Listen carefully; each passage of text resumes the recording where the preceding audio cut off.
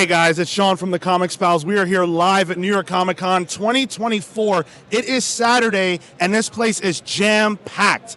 I just got out of the Ghost Machine panel, and that room was jam-packed because everybody is excited about what is happening at Ghost Machine. And standing next to me is one of the best artists in the industry, someone who has made the decision to work with Ghost Machine from the ground up and build what feels like a revolution in comics. I'm standing next to the legend himself, Mr. Bryan Hitch. Bryan, how are you doing? I'm great, Sean. How are you doing? I'm doing fantastic right now because I'm standing next to you. You're one of my favorite artists of all time in comics. Oh, thank you. And thank you. You're welcome. It's an honor to be able to speak to you right now. And I love what you're doing with Redcoat. I told you this before, but I truly believe you're doing some of the greatest work of your career. Is that something that you agree with? And if so, what do you think is bringing that out of you? I definitely agree with you in terms of I certainly am a lot happier about the work I'm doing. I feel it's more alive than my work's been in a long time. To be honest, before we started doing the Ghost Machine stuff, I was beginning to feel like I was repeating myself, and that came home when I was doing Ultimate Invasion, because I thought, actually I'm just doing a poorer job of work I've already done. And the difference is, when I was doing Ultimates, I was very much I was in a great working relationship with Mark. It was very collaborative, very close.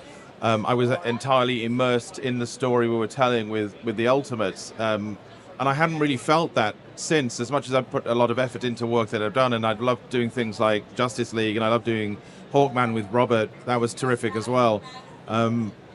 More lately, I just felt like I'm just the guy drawing the pictures, and if you want readers to be immersed, I think you have to be immersed too. But working with Jeff is a uniquely collaborative experience, and we have such a love for Simon as a character. Well, we're constantly calling and texting back and forth with just ideas for scenes, tweaks for scenes we've already done, dialogue, things like that. So Jeff and I are already plotted well through past issue 50 now. So we were just saying yesterday, we think that the 100 issues we had in mind won't be anywhere near enough. So, we're committed to the long term of this book, because we know what Simon's journey ultimately is.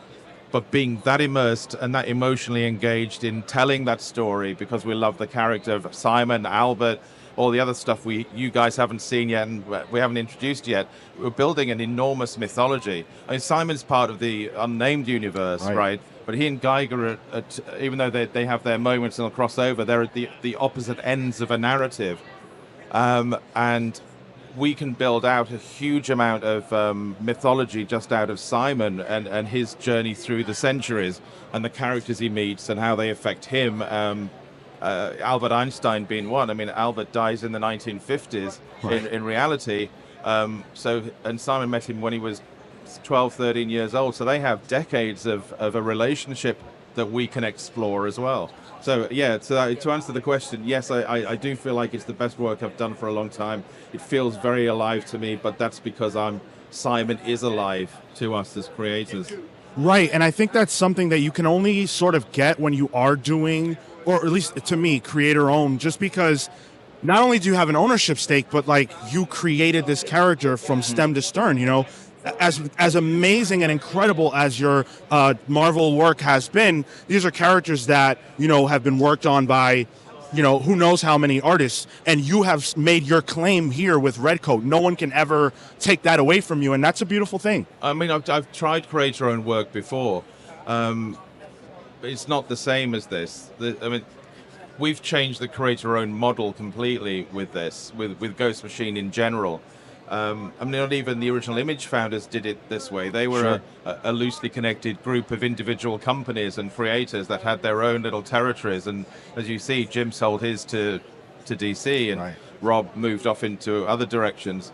But we as are uniquely positioned as a collective, because the company owns everything, but we all own the company, and that's different. So we will be together for as long as Ghost Machine is together, probably right through our retirement.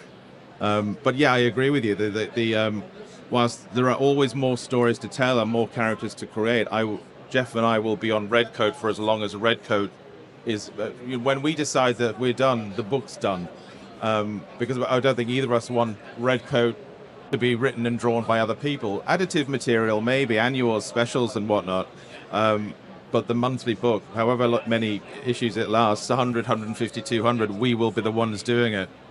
So I was at the Ghost Machine panel last year at New York Comic Con, where you guys sort of first broke out and made the announcement. And what I love so much is that the language that you guys use to talk about Ghost Machine hasn't changed. It's very much about your relationship with each other and your desire to do something uniquely special in comics. Yeah. And that doesn't exist anywhere else. So can you talk about how Ghost Machine can sort of introduce creators into the fold outside of the founders? Is that something that you guys have talked about at all? Probably. It's not something we're ready to do yet. I mean, the thing is, I think we're uniquely protective of the relationships we all have as co-owners and creators, and I think that it's two things. One, it's going to be very difficult for somebody else to try and move into that relationship, but there isn't right now a space in our relationships for that level of expansion. It will come. Right now we just want to consolidate what we've begun, build that, and when it builds out, it'll build out organically, and we'll know when it's the right time to the right people and there's the right space for it. But to answer the question too, is Ghost Machine for us is not just about the characters that are in it. It is entirely built on our relationships. Jeff's very much at the center of that, because he's the one that pulled people in that he knew and got to know, or both on the business side and on the creative side. But the surprise to all of us when we got together for the first time last year was how quickly that group of relative strangers became a family, and we're very protective of that, creatively and personally. That is honestly beautiful. As a fan, it's great to see creators excited about what they're doing, and I truly believe it comes through in the work. From you and Jeff to Hyde Street to everything we've seen so far, it is all absolutely beautiful. The thing is, it's not rocket science for how we did this, how we built the company, and anybody could replicate it, at least in principle, but I don't think anybody could replicate it, because it takes a unique kind of perspective on the relationship. People tend to be precious of ideas and creations, and I can understand that, because they pursue individual success. We're pursuing a much more, a much larger success that we all share in equally, so that there's that change from individuality. Yes, on our books there are those individual creator relationships, and that's terrific. But as a company, I think the reason what we're doing is rare and will continue to be rare is I just don't think you can replicate why this works, because it works because of us. Right. Something that Jay said, Jason Fabok, that really stuck with me today was the fact that you guys all want to see each other's books win and be even bigger than your own. Absolutely. See, that's the thing as well, because we are all individually and collectively Ghost Machine. What we don't have is the competition of wanting to be the best-selling book or the most popular book that you kind of see all through Marvel and DC, and we've all experienced.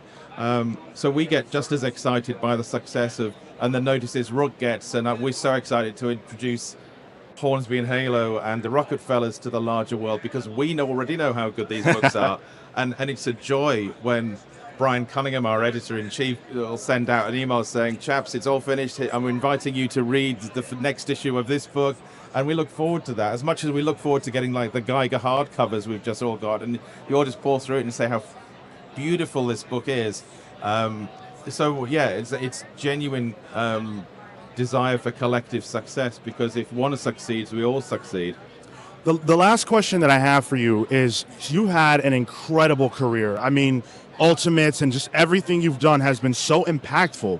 But now that you've stepped away from the big two, you have an audience that I'm sure has followed you through to Ghost Machine. So what has been the response from the people that are diehard Bryan Hitch fans who now come to you for Redcoat? Well, it's what's been interesting about this year,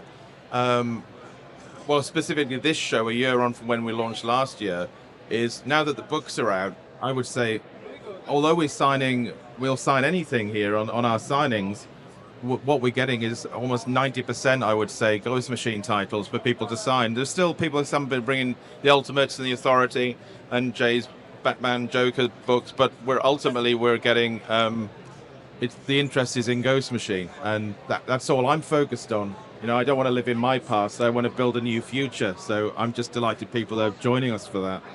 That's beautiful. The future is Ghost Machine. Bryan, thank you so much for taking the time to speak to me. I am beyond excited for what is happening with Ghost Machine. I've bought every single issue so far. I intend to continue to do that. I highly recommend you guys check out not just Redcoat, yes, Redcoat, but also Rook, also Geiger, also Hyde Street. It is all great. That's a Comics Pals promise. This is Bryan Hitch. I'm Sean. We will be here the rest of the weekend covering everything at Comic-Con. Thank you guys for watching. Until the next time, take care, guys.